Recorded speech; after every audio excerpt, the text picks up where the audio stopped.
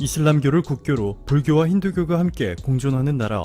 말레이계 62%, 중국계 22%, 인도계 7%가 함께 살고 있는 다민족 국가. 대한민국 면적의 3배나 되지만 인구는 3280만 명인 국가, 바로 말레이시아입니다. 세계 최대의 천연고무, 주석, 파묘 수출국 말레이시아. 60년 전만 하더라도 농업과 광업 등 1, 2차 산업에 전적으로 의존하던 말레이시아가 그동안 공격적인 제조업과 관광산업 육성 정책으로 베트남, 필리핀, 인도네시아, 태국을 모두 제치고 1인당 국민소득이 1300만원을 돌파해 동남아에서 3위, GDP는 438조 원으로 최근 싱가포르를 제쳤습니다. 이번 코로나19도 비교적 양호하게 통제해왔죠. 하지만 자세히 보시면 아시아 지역에서 코로나19가 빠르게 확산하기 시작한 3월 초에 말레이시아 확진자 수는 극소수였습니다.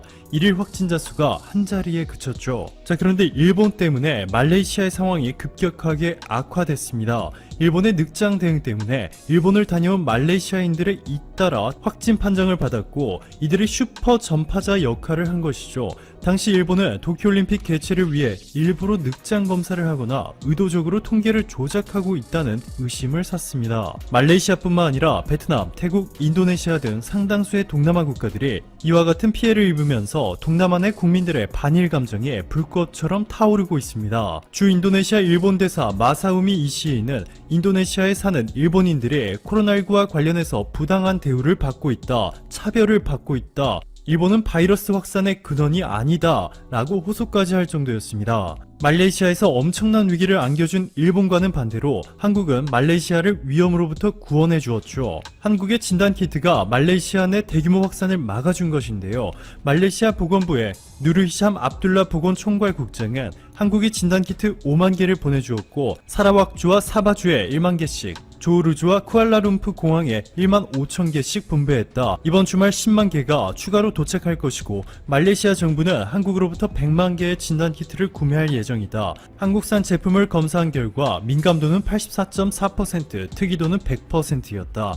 우리 말레이시아는 한국산 진단키트를 사용할 것이다 전했습니다. 한국산 진단키트가 말레이시아에 도착한 후 한 달 만에 기적이 일어났습니다. 대규모 검사를 통해 확진자들을 모두 찾아낸 결과 확진자 수가 일시적으로 상승하더니 6월 말부터 확진자가 거의 발견되지 않고 있죠. 이에 말레이시아 정부는 코로나 청정 국가인 뉴질랜드와 브루나이를 포함해 한국과 국경 개방을 최초로 논의하기 시작했습니다. 통계상으로는 한국보다 빠르게 코로나19를 잠재운 중국보다 한국을 먼저 택할 만큼 한국을 전적으로 신뢰하고 있습니다. 한국과 말레이시아는 올해부터 전략적 동반자 관계로 격상하며 사상 최고 수준으로 협력 관계를 강화해 나가고 있는데요.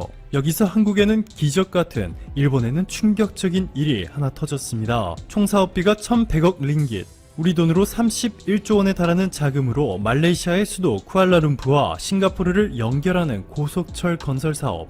말레이시아 구간 335km, 싱가포르 구간 15km로 총 350km 길이의 고속철 건설 사업은 원래 중국과 일본 중 누가 따낼지에 대한 경쟁이었습니다.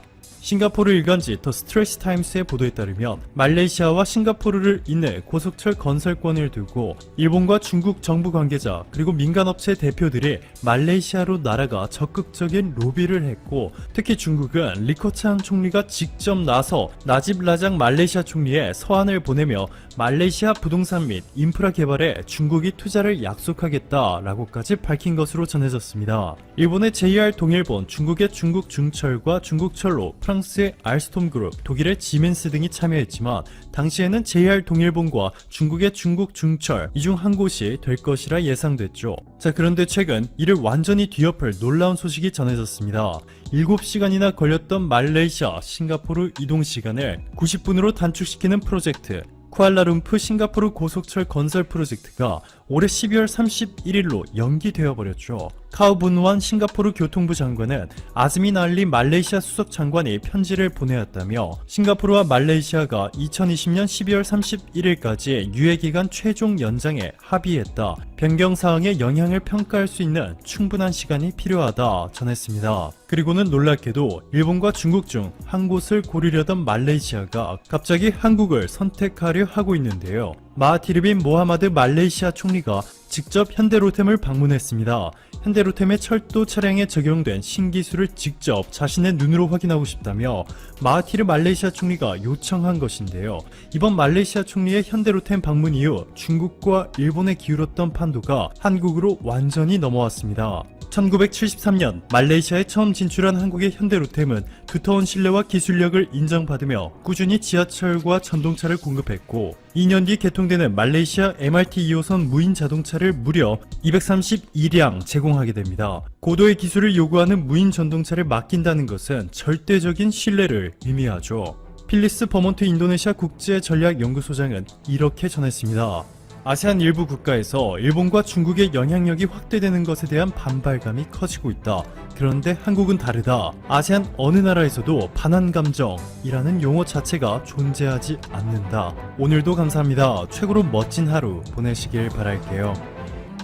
일본 내 기생충 배급사 비타지엔드는 개봉 이후 23일까지 관객수 223명을 넘어서 흥행 수입 30억 6천만엔, 하나로 약 330억 2천만원을 돌파했다고 밝혔습니다.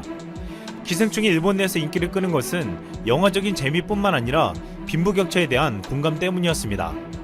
특히 홍소를 잃어버린 지하방이나 주인공이 숨어있는 벙커 등은 일본사의 어두운 현실을 그대로 보여주었습니다.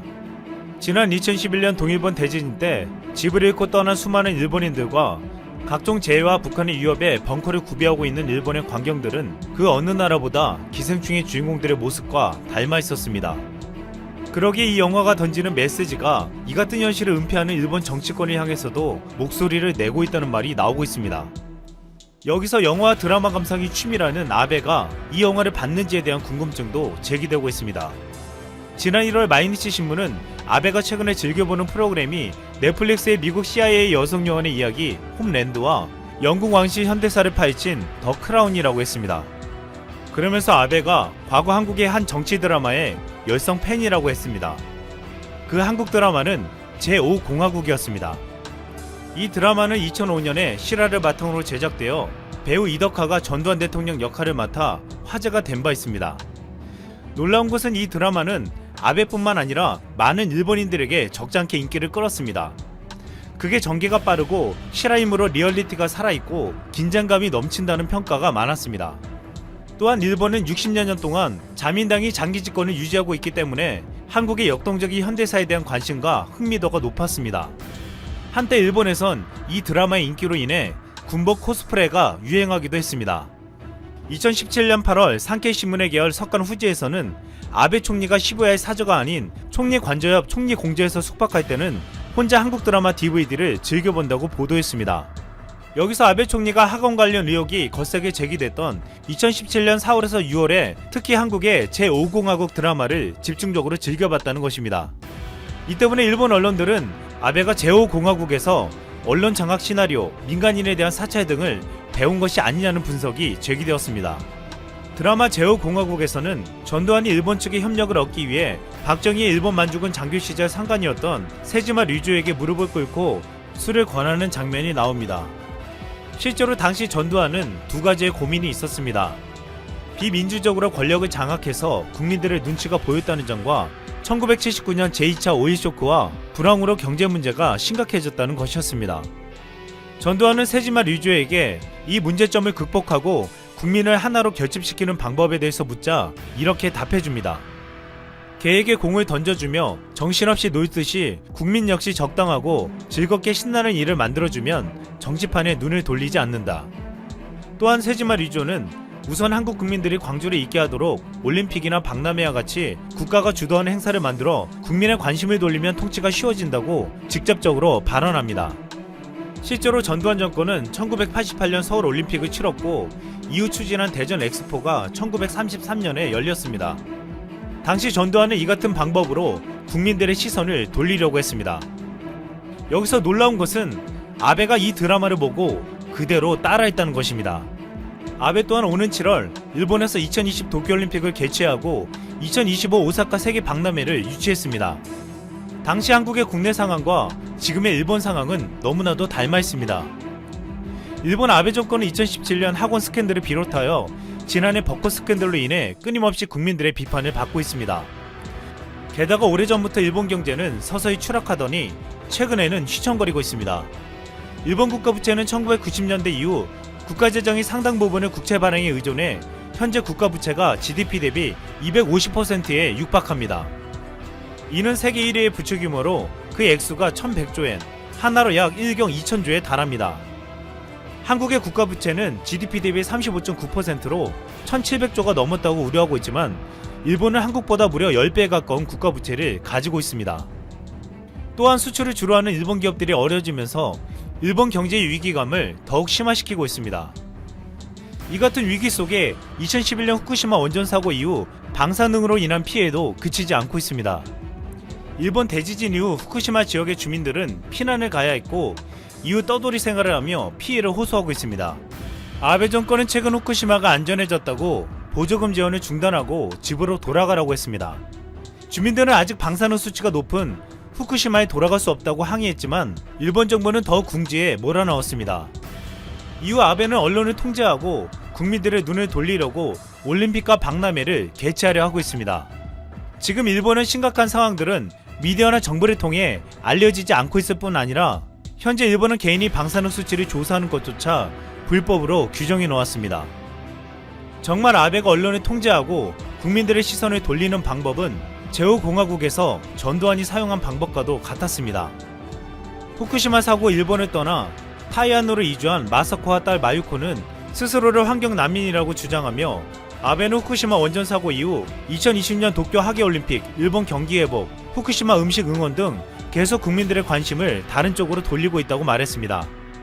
마사코는 이 모든 것이 가능했던 이유는 아베가 미디어에게 비밀을 유지하도록 했기 때문이라며 일본 산케이신문과 NHK 방송국 등은 아베 총리와 친한 친구라고 비판했습니다. 또한 그녀는 사고 후 5년이 지났지만 일본 먹거리는 여전히 위험하다며 일본이 WTO에 대한민국의 일본 수산물 등 수입 규제 조치를 제소하는 행위는 비양심적이라고 말했습니다. 가토요코는 일본 정부가 거짓말을 하고 있다고 했습니다. 총리 관저에서 밤새 제후공화국을 보면서 국민들의 눈과 귀를 가리려고 했던 아베는 아마도 이 드라마를 끝까지 보지 않은 것 같습니다.